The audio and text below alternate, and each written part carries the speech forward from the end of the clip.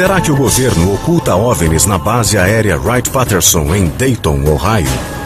É provável que tenham dezenas de discos voadores acidentados. Existem documentos secretos do governo que provam que os destroços de OVNIs foram levados em segredos para a base? Os relatos diziam que de 14 a 16 corpos foram retirados da nave. Pela primeira vez na TV, contaremos histórias exclusivas que revelarão segredos. Eu tinha autorização de segurança máxima. Nunca contei esta história na TV. Existe mesmo uma conspiração nos níveis mais elevados do governo americano para ocultar indícios de OVNIs? Ou tudo não passa de um mito? Se quiser saber a verdade sobre os OVNIs, deve ir à base aérea Wright-Patterson. Arquivos Extraterrestres revelará os fatos por trás da lenda do Hangar 18, o depósito de OVNIs.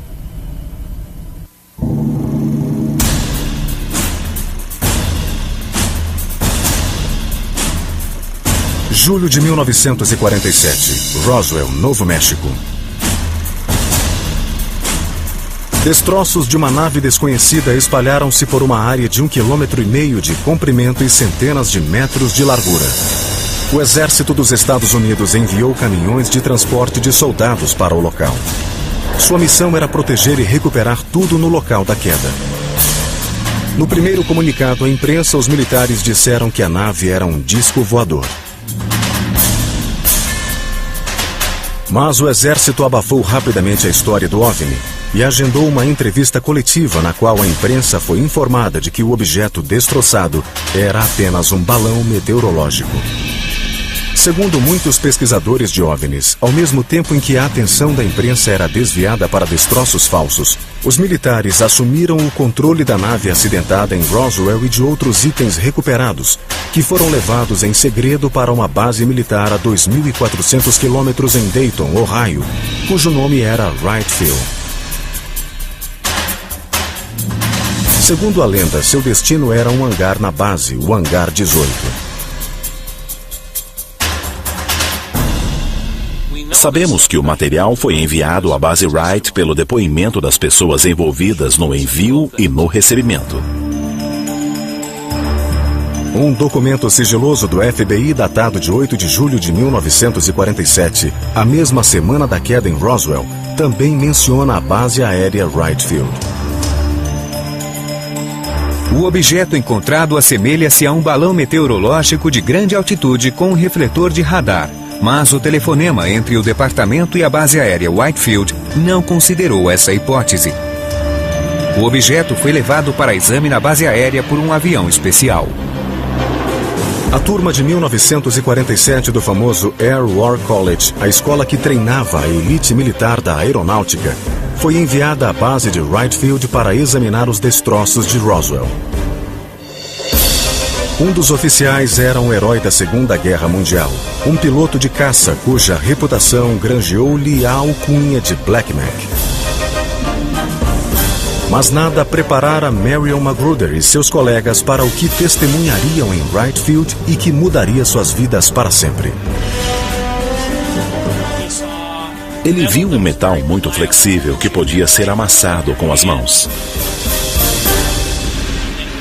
Voltava à forma anterior e era muito leve. Além disso, não era possível rasgá-lo. Viu destroços de uma nave extraterrestre, viu corpos. E também viu um ser vivo. Disse que parecia uma criança, muito magro, com uma cabeça muito grande e braços longos que terminavam em 4 dedos. Meu pai dizia que o ser foi morto.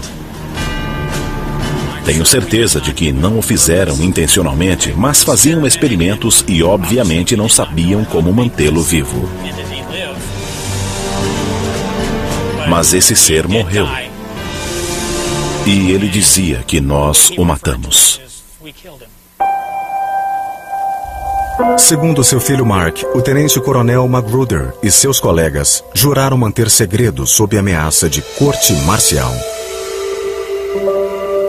Por isso, durante 50 anos, ele não disse nada a ninguém, nem à família. Mas em 1997, com problemas de saúde, Black Mac abriu-se com os mais íntimos. Eu disse, pai, finalmente vai nos contar o que aconteceu? E ele falou que era um segredo aterrador demais para carregar por toda a vida. Era terrível saber que não estávamos sós neste planeta e não poder contar a ninguém.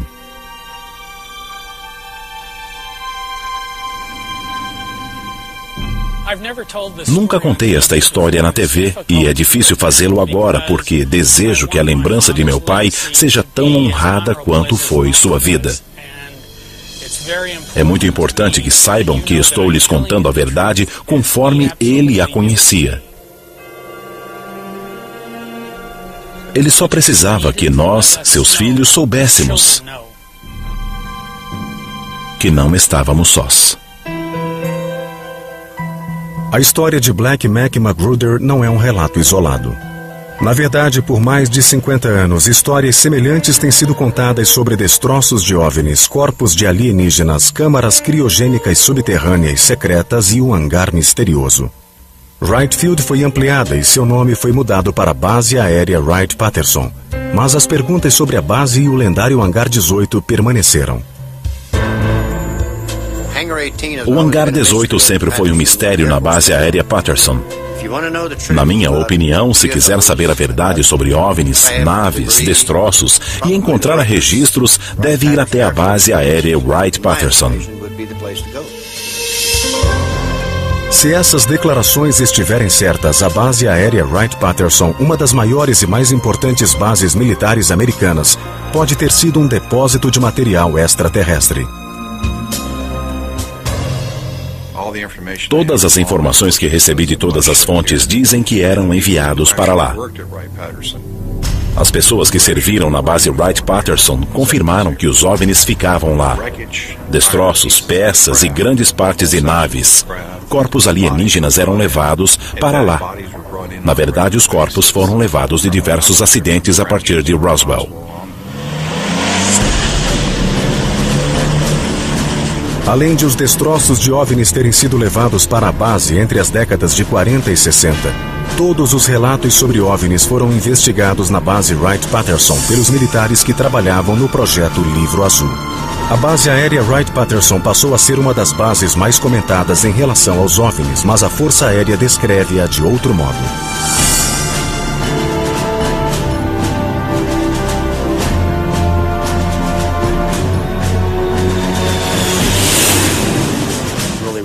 Na verdade, o que torna Wright-Patterson uma base diferente das outras é seu foco no futuro. Como a Força Aérea deve ser no futuro? Que tipo de aeronaves usaremos? Com que tipo de armas esses aviões serão equipados? Que tipo de tecnologia haverá na cabine? O laboratório de pesquisa da Força Aérea situa-se aqui. Todas as compras de aeronaves são feitas por departamentos desta base. Somos responsáveis por todos os voos de teste e por toda a ciência e tecnologia. Também somos responsáveis por todo o serviço secreto relativo ao ar e ao espaço. Parte da pesquisa tecnológica é confidencial a fim de proteger a tecnologia que desenvolvemos para nossos soldados e aviadores e lhes dar o máximo de proteção e vantagem.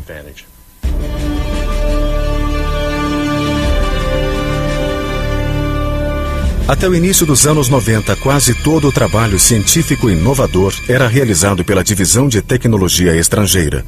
E muitos pesquisadores acreditam que essa é a chave para entender o papel da base Wright-Patterson na história dos OVNIs.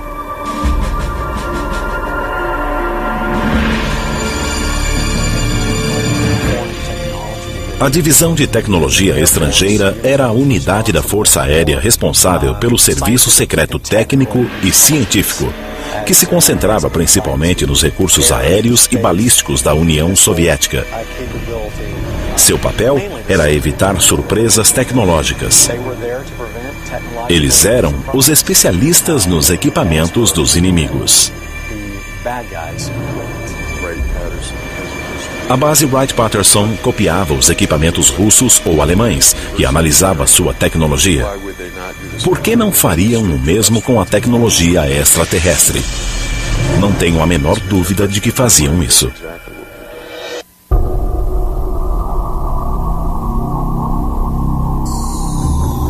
25 de março de 1948, Aztec, Novo México. O que começou como um dia normal para um grupo de petroleiros transformou-se em um encontro com o desconhecido. Um grande objeto prateado chamou sua atenção quando se aproximavam do limite ocidental do Planalto. Quando os petroleiros chegaram ao limite do Planalto, viram um disco com aproximadamente 30 metros de diâmetro. O disco estava intacto, o que sugeria uma aterrissagem e não uma queda. Conversei com duas testemunhas, Kent Farley e Doug Nolan, que na época eram jovens e não entraram na nave. Bill Ferguson, o supervisor, que era um pouco mais velho, gritou que se afastassem dali. Exceto por uma escotilha quebrada, não havia sinais visíveis de danos. Doug Nolan contou ter visto 2 corpos através da escotilha quebrada. Algumas horas depois, chegaram caminhões vindos aparentemente de Camp Hell, no Colorado. O governo defrontava-se com outro incidente com o OVNI e havia aprendido com os erros cometidos em Roswell. Assim, o exército rapidamente assumiu o controle da situação. 9 meses antes, o incidente de Roswell fora manchete na primeira página de muitos jornais do país. Os militares aprenderam como recuperar um disco voador ou OVNI caído.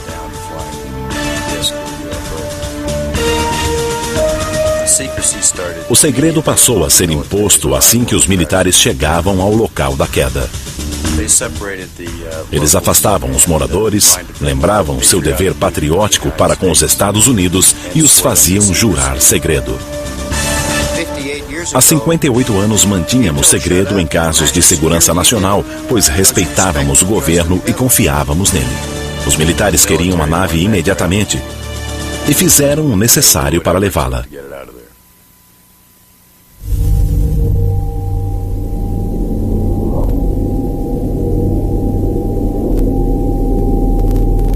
Segundo testemunhas oculares, o exército retirou da nave cerca de 14 ou 16 corpos alienígenas muito queimados. A equipe de resgate levou tanto a nave quanto os cadáveres alienígenas a um local seguro, a salvo da imprensa.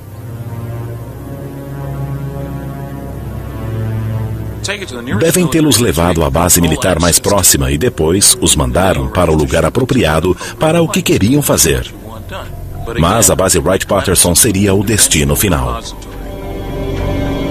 A queda em Aztec é considerada como o mais importante acidente de OVNIs devido ao grande número de corpos alienígenas.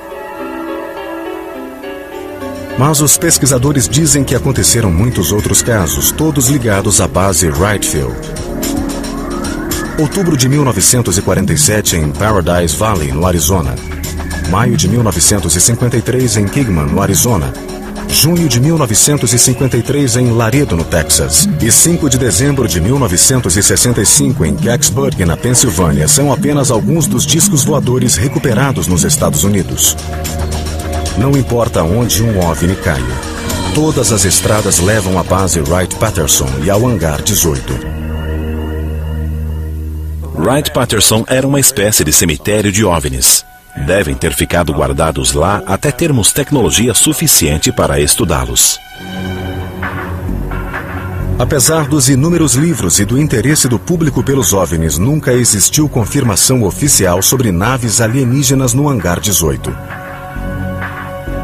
Com o tempo, Wright-Patterson deixou de ser o centro das atenções. Porém, o interesse foi despertado em 1978, quando o pesquisador de OVNIs, Leonard Stringfield, fez uma palestra na reunião anual da Mutual UFO Network, realizada em Dayton, Ohio, onde se situa a base Wright-Patterson. Ninguém poderia fazer o que Len fez pelo campo dos OVNIs. Ele cultivou relações com muitas pessoas que lhe passavam informações. e davam depoimento sobre o que haviam presenciado. Não era apenas um indivíduo, mas muitas pessoas que sabiam que não seriam expostas se confiassem nele. Elas lhe davam informações que ele correlacionava para determinar o que era real e o que não era. Stringfield escreveu vários livros sobre queda e recuperação de OVNIs. Devido ao teor secreto das informações, muitas fontes não queriam que seus nomes fossem publicados, pois temiam perder os empregos de alto nível de confidencialidade que possuíam. Entre as histórias relativas ao hangar 18 da base Wright-Patterson havia a de um piloto da Marinha, identificado como PJ, que com alguns companheiros entrou por engano em um hangar de acesso restrito. Por 30 segundos, vimos um objeto em forma de disco, de cor metálica e com 4,5 metros de largura e 2,5 metros de altura. Só posso confirmar que ele estava lá. Segundo a pesquisa de Stringfield, eles foram cercados por guardas e rapidamente levados para fora do hangar. Fora do hangar, dissemos uns aos outros que os Estados Unidos tinham inventado ou recuperado discos voadores.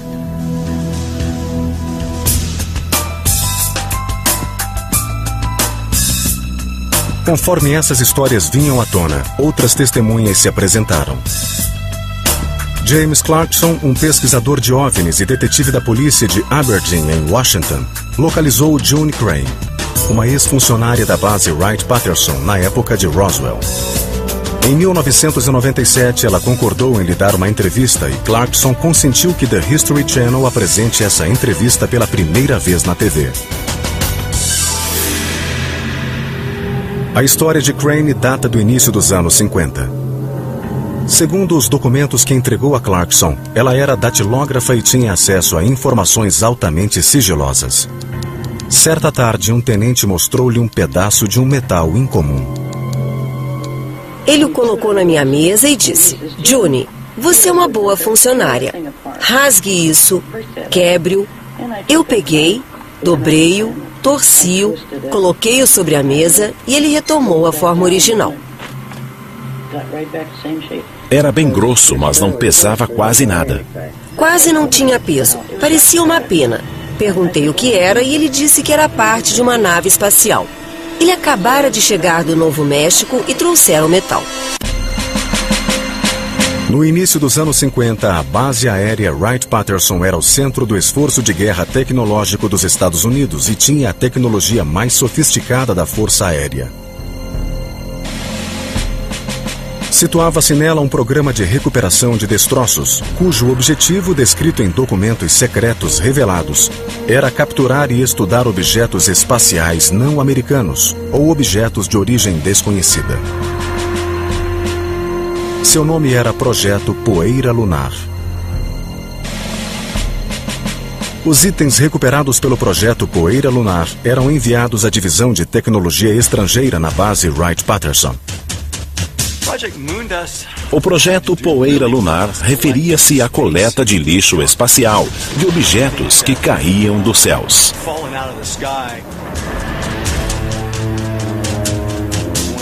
Sempre que um satélite soviético, um pedaço de míssil ou de um veículo espacial caía em uma área a que tínhamos acesso, era importante recuperarmos todo o equipamento que pudéssemos, para estudar suas características técnicas, sua estrutura, componentes e assim por diante.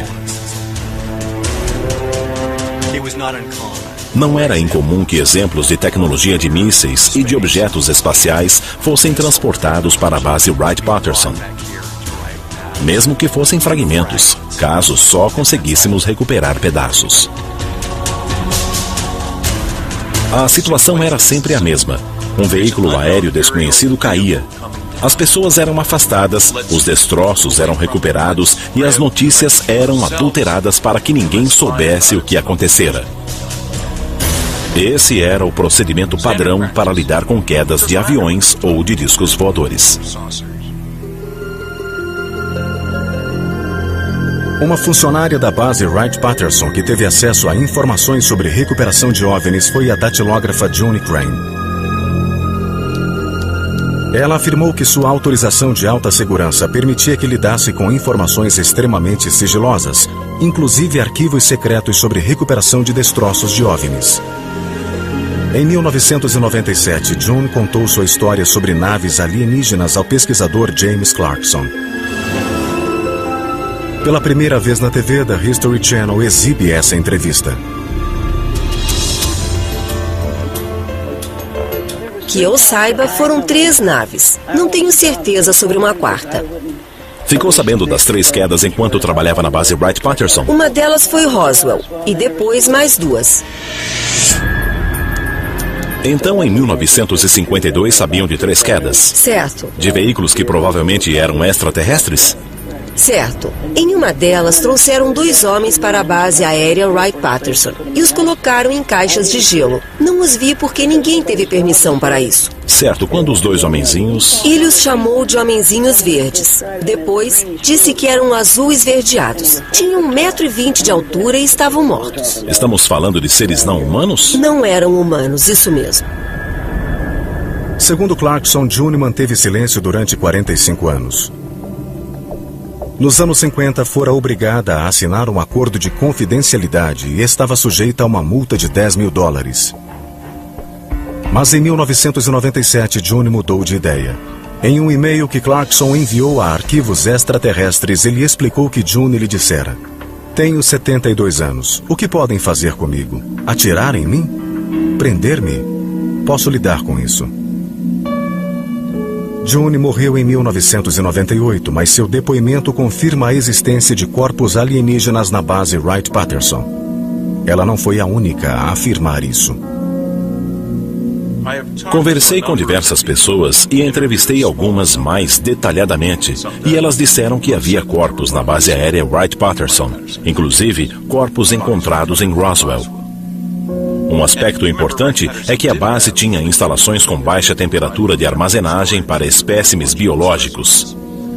Tinha um laboratório para antropóides onde estudavam macacos e símios. Seria um ótimo disfarce para o estudo de alienígenas. Outras histórias a respeito de alienígenas na base Wright-Patterson podem ser encontradas nos artigos de Leonard Stringfield, o ufólogo que se especializou em recuperação de destroços. Quase todas as testemunhas oculares entrevistadas por Stringfield preferiram permanecer anônimas ou identificar-se apenas pelas iniciais. Um ex-oficial anônimo do Serviço Secreto Naval afirmou que estava presente quando os corpos chegaram em 1953. I saw the bodies at Wright-Patterson. I was in the right place at the right time when the crates arrived at night by DC-7. Stringfield também entrevistou um oficial anônimo do Exército, que disse ter testemunhado a chegada de outros 4 corpos alienígenas a Wright-Patterson em 1957. According to the general, the 4 bodies, approximately 5 feet in height, were sent to Wright-Patterson Air Force Base, where he had seen them in a deep freeze morgue, kept at approximately 120 degrees below zero for preservation. Apesar da paixão de Stringfield por esse assunto, muitos ufólogos ficaram frustrados com sua recusa a revelar as fontes, o que impediu confirmação adicional.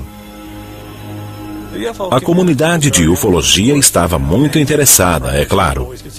Qualquer sinal de queda sempre chamava a atenção de todos.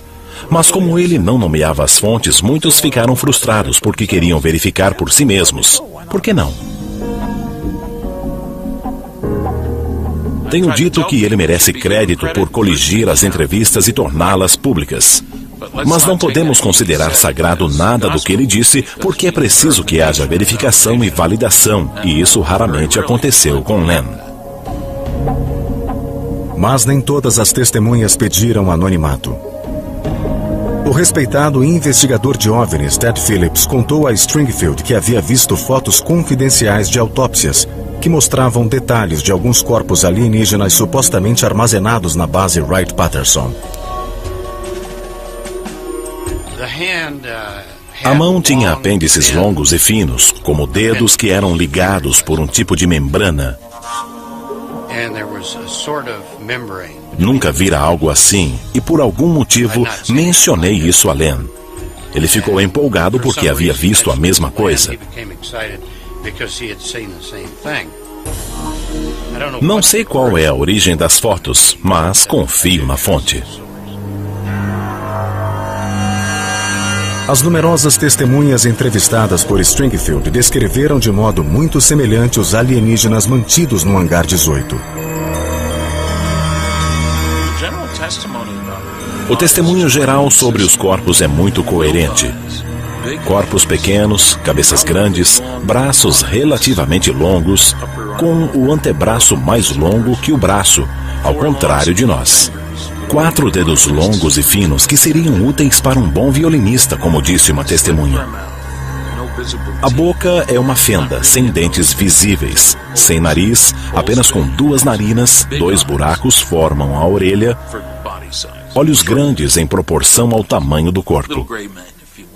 São homenzinhos, mas de cor cinza e não verde. Ouvi dizer que alguns foram mantidos vivos por algum tempo, talvez anos depois de Roswell.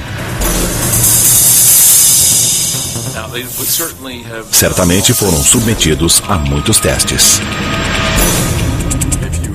Se tivesse o corpo de um ocupante de um disco caído, certamente faria uma autópsia e tentaria entender a diferença entre a fisiologia dele e a humana. A diferença entre o DNA dele e o humano. Faria algumas investigações bastante avançadas, com certeza. Se isso fosse associado com a análise de resultados de testes biomédicos em alienígenas vivos, teríamos um projeto de estudo biológico muito empolgante. Será que existem indícios de instalações subterrâneas onde os corpos alienígenas ficassem armazenados? O segredo mais bem guardado era a grande rede criogênica necessária para sustentar e conservar esses corpos.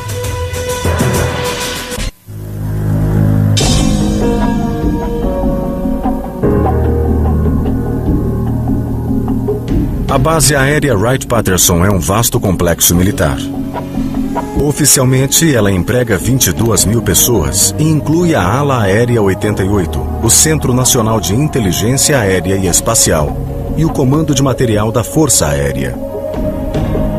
Porém, desde a suposta queda de um OVNI em Roswell, no Novo México, em 1947, há boatos ligando a base ao armazenamento e estudo de destroços de OVNIs e ao estudo de corpos alienígenas. Os militares dizem que nada disso é verdade. Mas os que estudaram a questão dizem que a base Wright-Patterson é grande e segura o bastante para ocultar muitos segredos.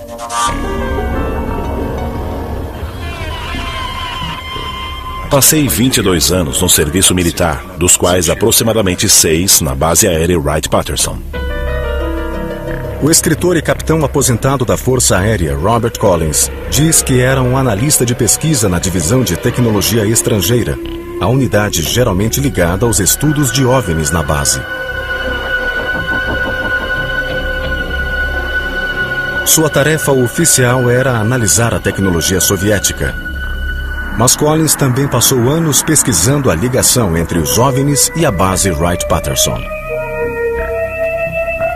Em seu livro Divulgação Proibida, Collins afirma que o mistério do Hangar 18 pode estar em uma vasta infraestrutura subterrânea, oculta aos olhos de quem circula pela base.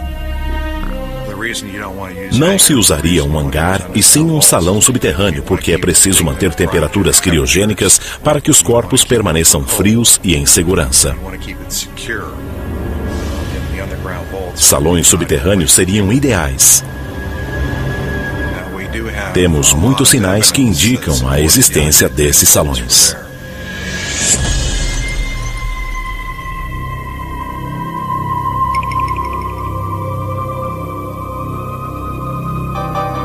A estrutura subterrânea é enorme. Existem amplas áreas e longos túneis ligando os salões. São mais ou menos 4 salões com aproximadamente 30 por 30 metros. Descobrimos que existem, mas a questão é o que havia neles. Tenho certeza de que o material recolhido em Roswell e em outras quedas estavam armazenado neles. Os pesquisadores de OVNIs há muito escutam relatos de tal rede subterrânea na base. Mas o trabalho de Collins proporciona uma visão mais específica dos túneis e fornece elementos para montar um diagrama do que pode existir na base. Segundo a pesquisa, existe um edifício 18 em vez de um hangar 18. O edifício vizinho de número 23 combina com a descrição da estrutura. Collins afirma que no passado ele era chamado de hangar 23. Pelo que sei, no início dos anos 50, talvez em 1951 ou 1952, uma nave foi levada para lá. O piso do hangar 23 foi removido e a nave foi colocada no porão do hangar. Depois, o piso foi recolocado sobre a nave. Havia uma área subterrânea no edifício 18F e construíram um túnel que levava ao hangar 23. Embora seja possível que o edifício 23 fosse o lendário hangar 18, quase todos os pesquisadores continuam a ressaltar a importância das instalações subterrâneas.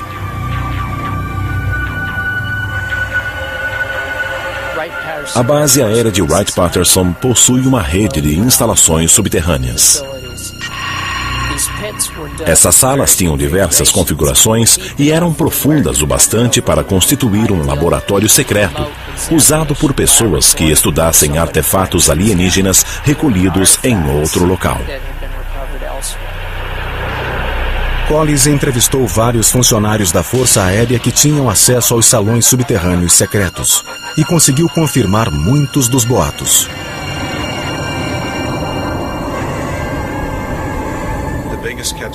O maior segredo era a enorme rede de ambientes criogênicos necessários para conservar esses corpos. Havia grandes tubos refrigerados de armazenamento.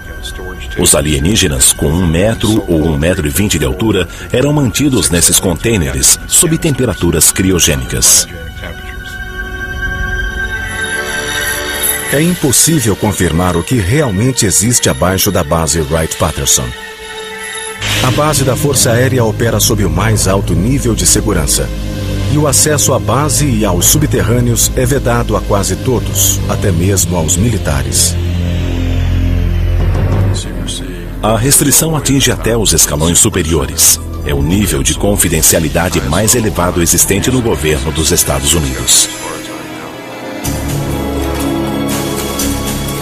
Em um memorando confidencial de julho de 1947, Edgar Hoover, o diretor do FBI, demonstrou seu interesse por uma nave recuperada e sua frustração por não receber autorização.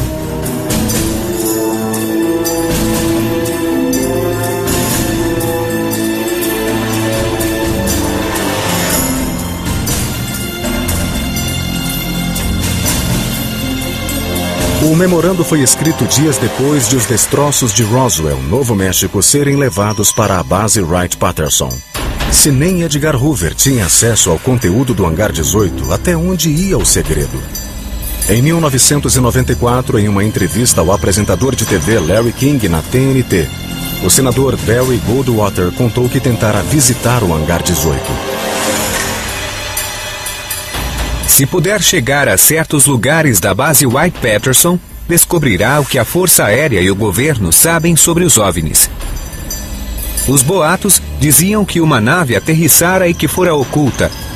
Liguei para Curtis LeMay e disse: "General, sei que há uma sala na base Wright-Patterson, onde guardam materiais secretos. Posso visitá-la?" Eu nunca vira o general LeMay bravo, mas ele ficou furioso, praguejou e me disse para nunca mais tocar nesse assunto. Não sabemos o que havia lá.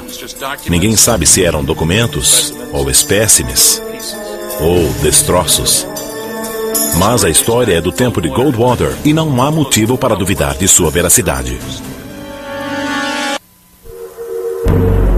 Alguns esquemas secretos revelados recentemente esboçam uma nave que parece um disco voador. Diversas histórias não confirmadas dizem que veículos em forma de disco eram projetados na base aérea Wright-Patterson. Mas documentos de 1955 que vieram a público revelam que o Centro de Inteligência Aérea e Técnica na base Wright-Patterson criou o projeto Inseto de Prata para trabalhar na criação de um veículo em forma de disco.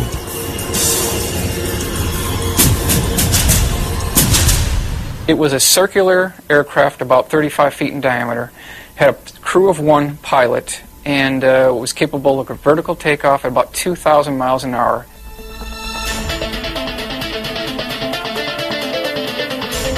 Algumas testemunhas juram que chegou a voar, mas a maioria dos relatos diz que o inseto de prata não saiu da prancheta de desenho.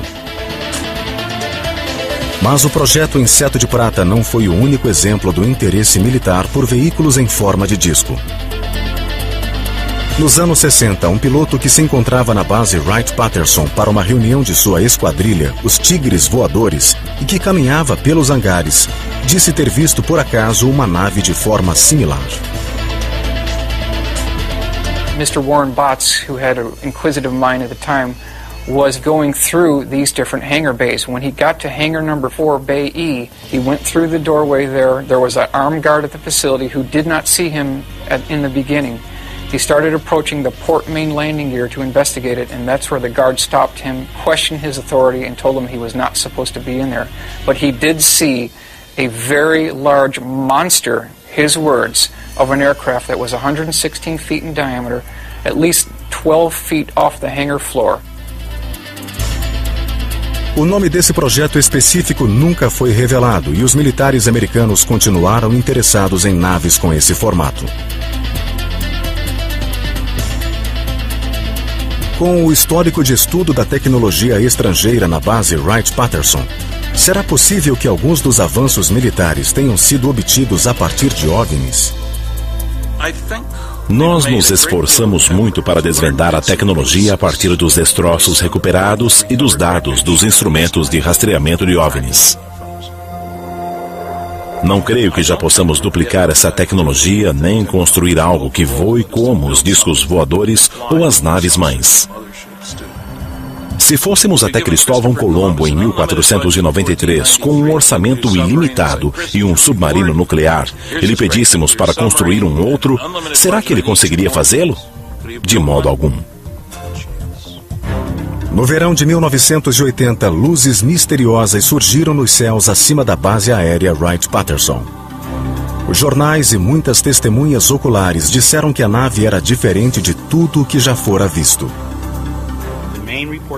Os principais relatos diziam que o objeto movia-se verticalmente, era muito brilhante e pairou no ar por bastante tempo. Algumas pessoas disseram que pareceu sumir sobre a base aérea Wright-Patterson.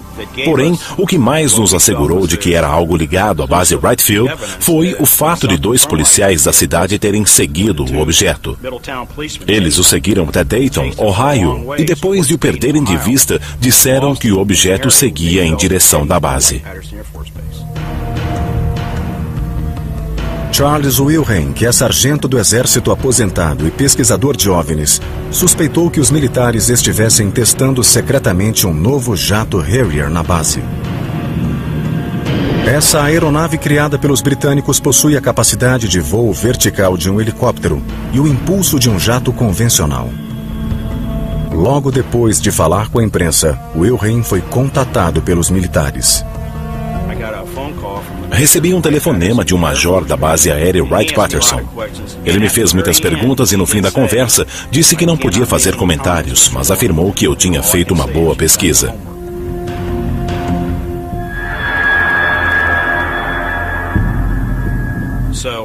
As pessoas veem muitas coisas estranhas, mas isso não significa que sejam naves extraterrestres. Muitas vezes, os militares desenvolvem novas tecnologias extremamente necessárias. Por esse motivo, não podem falar muito a respeito, e eu os apoio totalmente. O incidente com o Harrier levanta outra hipótese sobre as atividades na base Wright-Patterson. Talvez muitas das lendas sobre o Hangar 18 sejam um disfarce para programas militares ultra-secretos. I think it's important to keep in mind that the government, in association with Air Force OSI Counterintelligence Division, would really like to extend the alien myth as a cover to hide their own deep black programs. Well, it means that they want everyone to believe that what you're seeing out there is extraterrestrial, and we do not have the technology to duplicate what we're seeing in the skies. Se puderem confundir ou desinformar o público sobre os discos voadores, fazendo com que pareçam inovações terrestres, certamente o farão. É do interesse do governo divulgar informações distorcidas para manter o segredo a salvo. O debate sobre o Hangar 18 e a base aérea Wright-Patterson talvez nunca seja completamente resolvido. Tenho certeza de que isso é verdade. Havia destroços e corpos na base. As pesquisas continuaram até 1981. Depois embalaram tudo e mudaram-se devido a vazamentos de informações. E nessa época cessaram as histórias sobre homenzinhos verdes. A maioria dos pesquisadores especula que todos os trabalhos relativos a OVNIs realizados na base Wright-Patterson foram realocados em outra base ultra-secreta, a Área 51, um local misterioso oculto no deserto de Nevada. A Área 51 foi escolhida por sua localização, distante de tudo. A base Wright-Patterson fica em Dayton, uma cidade grande no estado de Ohio. A Área 51 seria o lugar ideal.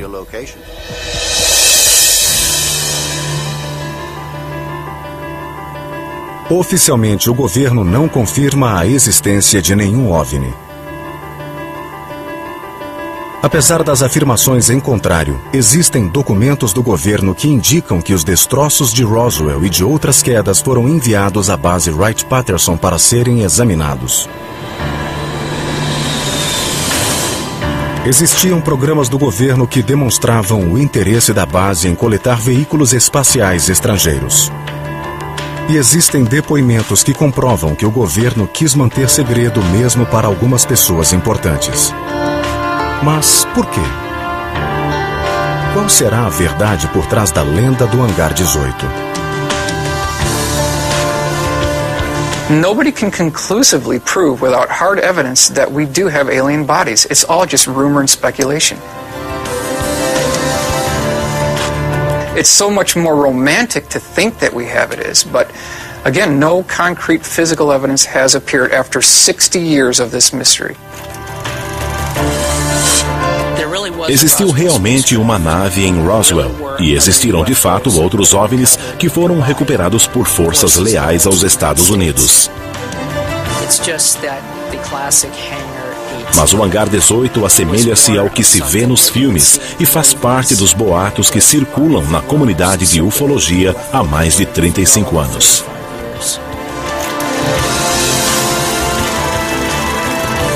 O ponto principal é que desde que começamos a coletar discos voadores não os jogamos fora. Eles ainda existem na base Wright-Patterson ou em alguma instalação subterrânea em algum ponto do oeste americano.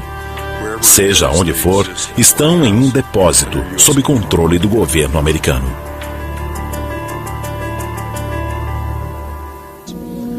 Tinham um laboratório para antropóides onde estudavam macacos e símios.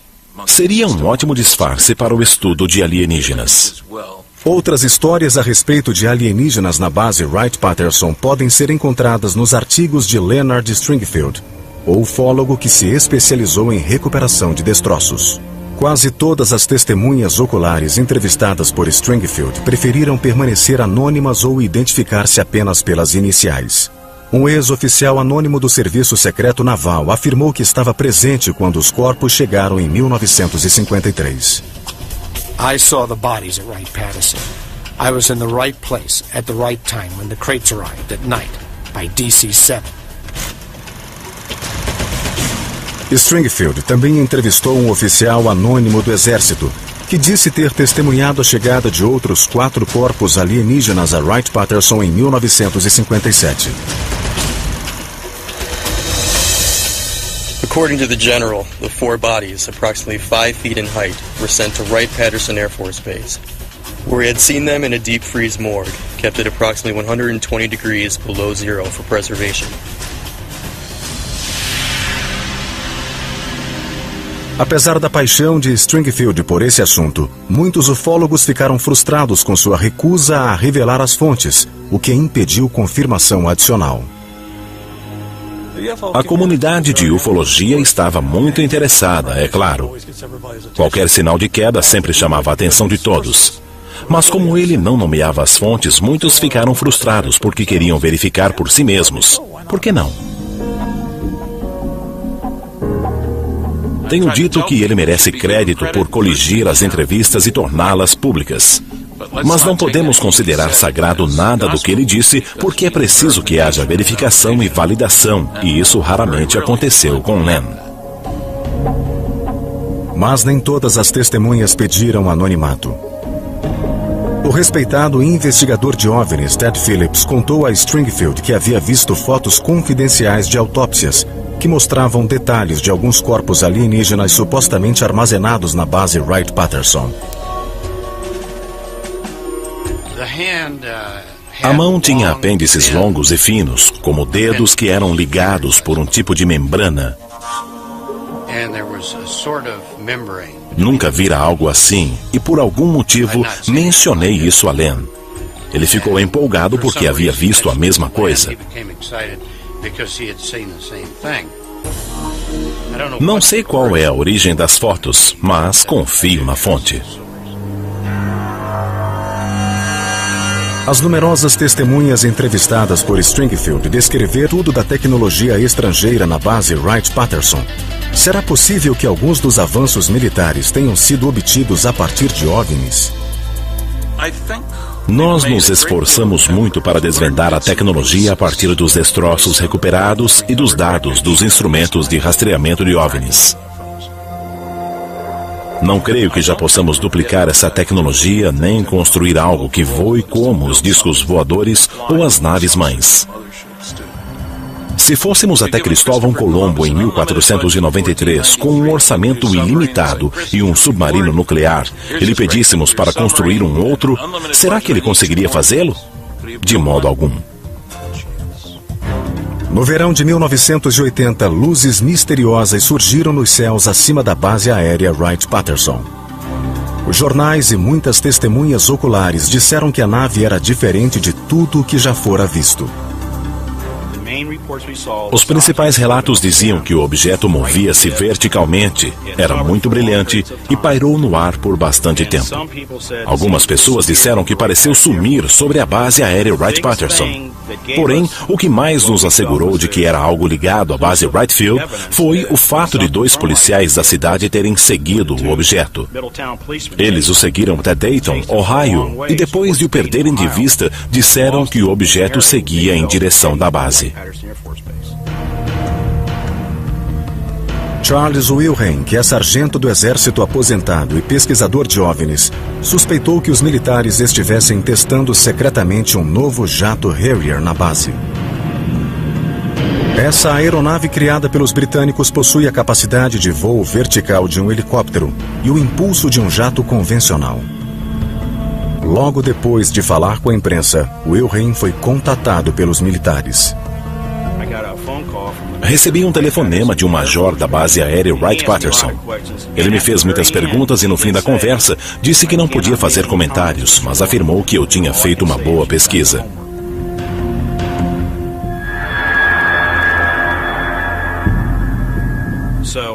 As pessoas veem muitas coisas estranhas, mas isso não significa que sejam naves extraterrestres. Muitas vezes, os militares desenvolvem novas tecnologias extremamente necessárias. Por esse motivo, não podem falar muito a respeito, e eu os apoio totalmente. O incidente com o Harrier levanta outra hipótese sobre as atividades na base Wright-Patterson. Talvez muitas das lendas sobre o Hangar 18 sejam um disfarce para programas militares ultra-secretos. I think it's important to keep in mind that the government, in association with Air Force OSI O objeto encontrado assemelha-se a um balão meteorológico de grande altitude com um refletor de radar, mas o telefonema entre o departamento e a base aérea Whitefield não considerou essa hipótese. O objeto foi levado para exame na base aérea por um avião especial. A turma de 1947 do famoso Air War College, a escola que treinava a elite militar da aeronáutica, foi enviada à base de Wright Field para examinar os destroços de Roswell. Um dos oficiais era um herói da Segunda Guerra Mundial, um piloto de caça cuja reputação granjeou-lhe a alcunha de Black Mac. Mas nada preparara Marion Magruder e seus colegas para o que testemunhariam em Wright Field e que mudaria suas vidas para sempre. Ele viu um metal muito flexível que podia ser amassado com as mãos. Voltava à forma anterior e era muito leve. Além disso, não era possível rasgá-lo. Viu destroços de uma nave extraterrestre. Viu corpos. E também viu um ser vivo. Disse que parecia uma criança, muito magro, com uma cabeça muito grande e braços longos que terminavam em 4 dedos. Meu pai dizia que o ser foi morto. Tenho certeza de que não o fizeram intencionalmente, mas faziam experimentos e obviamente não sabiam como mantê-lo vivo. Mas esse ser morreu. E ele dizia que nós o matamos. Segundo seu filho Mark, o tenente-coronel Magruder e seus colegas juraram manter segredo sob ameaça de corte marcial. Por isso, durante 50 anos, ele não disse nada a ninguém, nem à família. Mas em 1997, com problemas de saúde, Black Mac abriu-se com os mais íntimos. Eu disse, pai, finalmente vai nos contar o que aconteceu? E ele falou que era um segredo aterrador demais para carregar por toda a vida. Era terrível saber que não estávamos sós neste planeta e não poder contar a ninguém.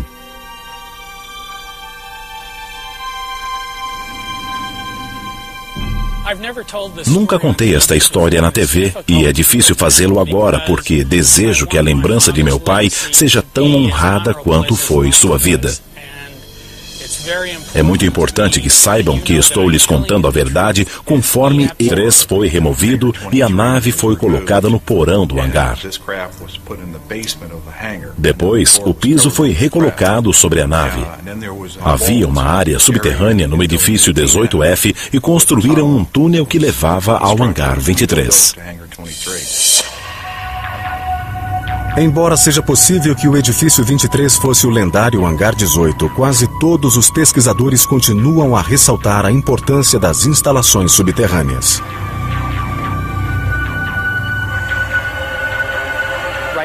A base aérea de Wright-Patterson possui uma rede de instalações subterrâneas. Essas salas tinham diversas configurações e eram profundas o bastante para constituir um laboratório secreto, usado por pessoas que estudassem artefatos alienígenas recolhidos em outro local. Collins entrevistou vários funcionários da Força Aérea que tinham acesso aos salões subterrâneos secretos e conseguiu confirmar muitos dos boatos.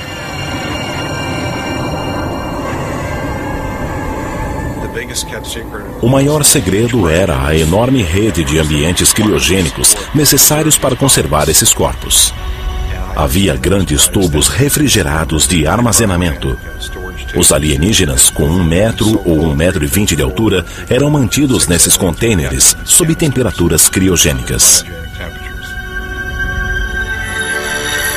É impossível confirmar o que realmente existe abaixo da base Wright-Patterson.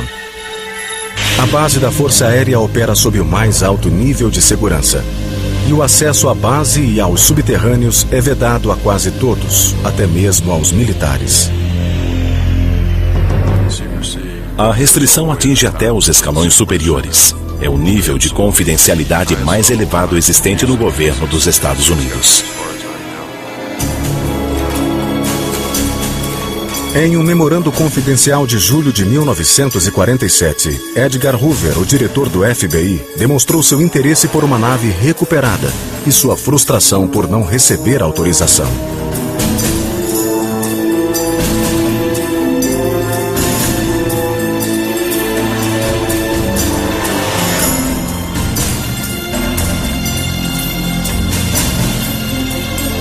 O memorando foi escrito dias depois de os destroços de Roswell, Novo México, serem levados para a base Wright-Patterson.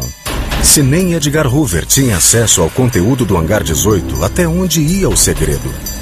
Em 1994, em uma entrevista ao apresentador de TV Larry King na TNT, o senador Barry Goldwater contou que tentara visitar o Hangar 18. Disco voador. Mas o exército abafou rapidamente a história do OVNI e agendou uma entrevista coletiva na qual a imprensa foi informada de que o objeto destroçado era apenas um balão meteorológico. Segundo muitos pesquisadores de OVNIs, ao mesmo tempo em que a atenção da imprensa era desviada para destroços falsos, os militares assumiram o controle da nave acidentada em Roswell e de outros itens recuperados, que foram levados em segredo para uma base militar a 2.400 quilômetros em Dayton, Ohio, cujo nome era Wright Field. Segundo a lenda, seu destino era um hangar na base, o Hangar 18. Sabemos que o material foi enviado à base Wright pelo depoimento das pessoas envolvidas no envio e no recebimento. Um documento sigiloso do FBI datado de 8 de julho de 1947, a mesma semana da queda em Roswell, também menciona a base aérea Wright Field. O objeto encontrado assemelha-se a um balão meteorológico de grande altitude com um refletor de radar, mas o telefonema entre o departamento e a base aérea Wright Field não considerou essa hipótese. O objeto foi levado para exame na base aérea por um avião especial. A turma de 1947 do famoso Air War College, a escola que treinava a elite militar da aeronáutica, foi enviada à base de Wright Field para examinar os destroços de Roswell. Um dos oficiais era um herói da Segunda Guerra Mundial, um piloto de caça cuja reputação granjeou-lhe a alcunha de Black Mac. Mas nada preparara Marion Magruder e seus colegas para o que testemunhariam em Wright Field e que mudaria suas vidas para sempre. Ele viu um metal muito flexível que podia ser amassado com as mãos. Voltava à forma anterior e era muito leve. Além disso, não era possível rasgá-lo. Viu destroços de uma nave extraterrestre, viu corpos. E também viu um ser vivo. Disse que parecia uma criança, muito magro, com uma cabeça muito grande e braços longos que terminavam em 4 dedos. Meu pai dizia que o ser foi morto.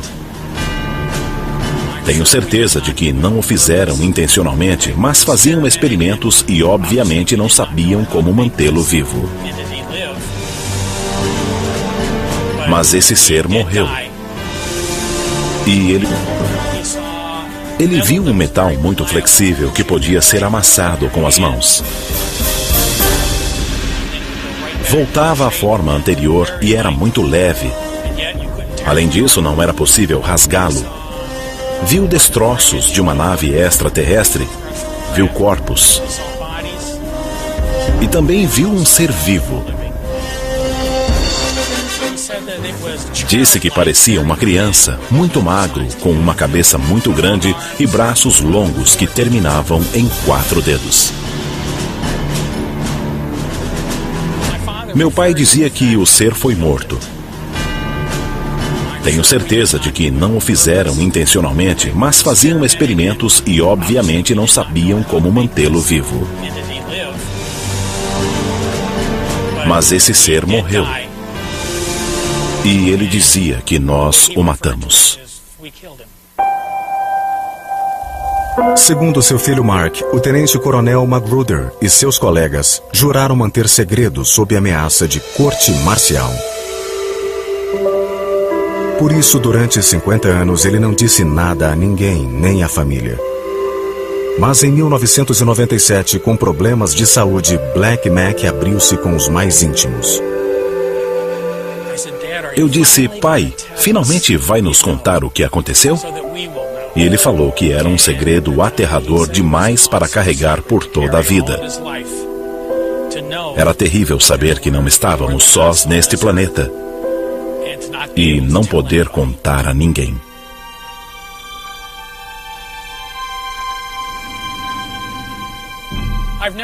Nunca contei esta história na TV e é difícil fazê-lo agora porque desejo que a lembrança de meu pai seja tão honrada quanto foi sua vida. É muito importante que saibam que estou lhes contando a verdade conforme ele a conhecia. Ele só precisava que nós, seus filhos, soubéssemos que não estávamos sós. A história de Black Mac Magruder não é um relato isolado. Na verdade, por mais de 50 anos, histórias semelhantes têm sido contadas sobre destroços de OVNIs, corpos de alienígenas, câmaras criogênicas subterrâneas secretas e o hangar misterioso. Wright Field foi ampliada e seu nome foi mudado para a Base Aérea Wright-Patterson, mas as perguntas sobre a base e o lendário Hangar 18 permaneceram.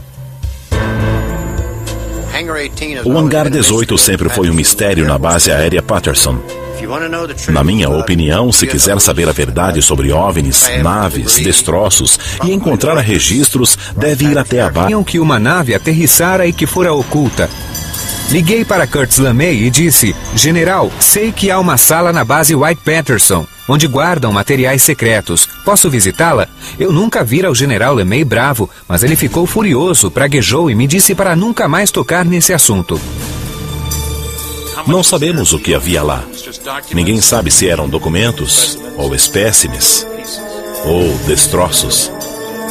Mas a história é do tempo de Goldwater e não há motivo para duvidar de sua veracidade. Alguns esquemas secretos revelados recentemente esboçam uma nave que parece um disco voador. Diversas histórias não confirmadas dizem que veículos em forma de disco eram projetados na base aérea Wright-Patterson. Mas documentos de 1955 que vieram a público revelam que o Centro de Inteligência Aérea e Técnica na base Wright-Patterson criou o projeto Inseto de Prata para trabalhar na criação de um veículo em forma de disco.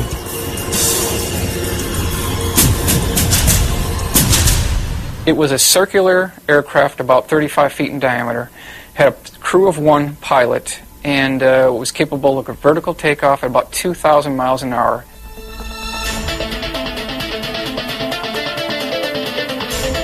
Algumas testemunhas juram que chegou a voar, mas a maioria dos relatos diz que o inseto de prata não saiu da prancheta de desenho. Mas o projeto Inseto de Prata não foi o único exemplo do interesse militar por veículos em forma de disco. Nos anos 60, um piloto que se encontrava na base Wright-Patterson para uma reunião de sua esquadrilha, os Tigres Voadores, e que caminhava pelos hangares, disse ter visto por acaso uma nave de forma similar. Mr. Warren Botts, who had an inquisitive mind at the time, was going through these different hangar bays. When he got to hangar number 4, Bay E, he went through the doorway there. There was an armed guard at the facility who did not see him in the beginning. He started approaching the port main landing gear to investigate it, and that's where the guard stopped him, questioned his authority, and told him he was not supposed to be in there. But he did see a very large monster, his words, of an aircraft that was 116 feet in diameter, at least 12 feet off the hangar floor. O nome desse projeto específico nunca foi revelado e os militares americanos continuaram interessados em naves com esse formato. Com o histórico de estudo da tecnologia estrangeira na base Wright-Patterson, será possível que alguns dos avanços militares tenham sido obtidos a partir de OVNIs? Estranhas, mas isso não significa que sejam naves extraterrestres. Muitas vezes, os militares desenvolvem novas tecnologias extremamente necessárias. Por esse motivo, não podem falar muito a respeito, e eu os apoio totalmente. O incidente com o Harrier levanta outra hipótese sobre as atividades na base Wright-Patterson. Talvez muitas das lendas sobre o Hangar 18 sejam um disfarce para programas militares ultra-secretos. I think it's important to keep in mind that the government, in association with Air Force OSI Counterintelligence Division, would really like to extend the alien myth as a cover to hide their own deep black programs. Well, it means that they want everyone to believe that what you're seeing out there is extraterrestrial, and we do not have the technology to duplicate what we're seeing in the skies. Se puderem confundir ou desinformar o público sobre os discos voadores, fazendo com que pareçam inovações terrestres, certamente o farão. É do interesse do governo divulgar informações distorcidas para manter o segredo a salvo. O debate sobre o Hangar 18 e a base aérea Wright-Patterson talvez nunca seja completamente resolvido. Tenho certeza de que isso é verdade. Havia destroços e corpos na base. As pesquisas continuaram até 1981. Depois embalaram tudo e mudaram-se devido a vazamentos de informações. E nessa época cessaram as histórias sobre homenzinhos verdes. A maioria dos pesquisadores especula que todos os trabalhos relativos a OVNIs realizados na base Wright-Patterson foram realocados em outra base ultra-secreta, a Área 51, um local misterioso oculto no deserto de Nevada. A Área 51 foi escolhida por sua localização, distante de tudo.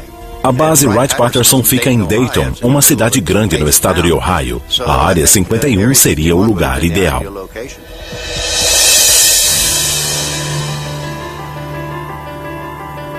Oficialmente, o governo não confirma a existência de nenhum OVNI. Apesar das afirmações em contrário, existem documentos do governo que indicam que os destroços de Roswell e de outras quedas foram enviados à base Wright-Patterson para serem examinados. Existiam programas do governo que demonstravam o interesse da base em coletar veículos espaciais estrangeiros. E existem depoimentos que comprovam que o governo quis manter segredo mesmo para algumas pessoas importantes. Mas por quê? Collins afirma que o mistério do Hangar 18 pode estar em uma vasta infraestrutura subterrânea, oculta aos olhos de quem circula pela base. Não se usaria um hangar e sim um salão subterrâneo, porque é preciso manter temperaturas criogênicas para que os corpos permaneçam frios e em segurança. Salões subterrâneos seriam ideais. Temos muitos sinais que indicam a existência desses salões.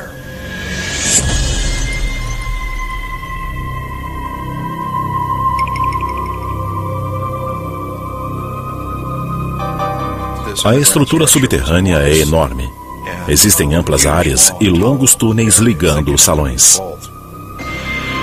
São mais ou menos 4 salões com aproximadamente 30 por 30 metros. Descobrimos que existem, mas a questão é, o que havia neles? Tenho certeza de que o material recolhido em Roswell e em outras quedas estavam armazenado neles. Os pesquisadores de OVNIs há muito escutam relatos de tal rede subterrânea na base. Mas o trabalho de Collins proporciona uma visão mais específica dos túneis e fornece elementos para montar um diagrama do que pode existir na base. Segundo a pesquisa, existe um edifício 18 em vez de um hangar 18. O edifício vizinho de número 23 combina com a descrição da estrutura. Collins afirma que no passado ele era chamado de Hangar 23. Pelo que sei, no início dos anos 50, talvez em 1951 ou 1952, uma nave foi levada para lá. O piso do Hangar 23 foi removido e a nave foi colocada no porão do hangar. Depois, o piso foi recolocado sobre a nave. Havia uma área subterrânea no edifício 18F e construíram um túnel que levava ao Hangar 23. Embora seja possível que o edifício 23 fosse o lendário Hangar 18, quase todos os pesquisadores continuam a ressaltar a importância das instalações subterrâneas.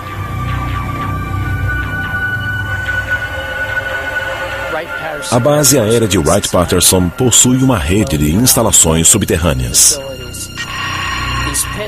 Essas salas tinham diversas configurações e eram profundas o bastante para constituir um laboratório secreto, usado por pessoas que estudassem artefatos alienígenas recolhidos em outro local. Collins entrevistou vários funcionários da Força Aérea que tinham acesso aos salões subterrâneos. A turma de 1947 do famoso Air War College, a escola que treinava a elite militar da aeronáutica, foi enviada à base de Wright Field para examinar os destroços de Roswell.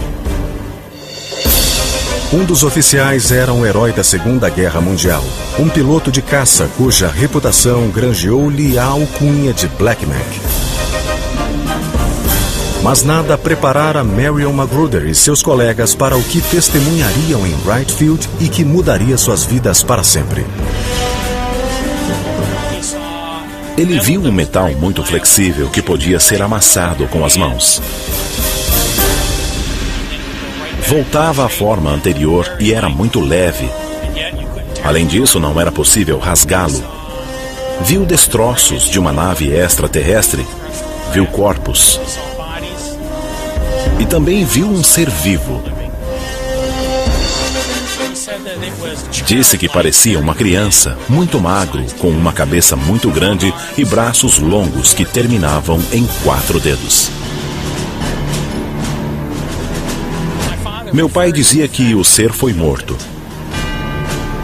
Tenho certeza de que não o fizeram intencionalmente, mas faziam experimentos e obviamente não sabiam como mantê-lo vivo. Mas esse ser morreu. E ele dizia que nós o matamos. Segundo seu filho Mark, o tenente-coronel Magruder e seus colegas juraram manter segredo sob ameaça de corte marcial. Por isso, durante 50 anos, ele não disse nada a ninguém, nem à família. Mas em 1997, com problemas de saúde, Black Mac abriu-se com os mais íntimos. Eu disse, pai, finalmente vai nos contar o que aconteceu? E ele falou que era um segredo aterrador demais para carregar por toda a vida. Era terrível saber que não estávamos sós neste planeta e não poder contar a ninguém.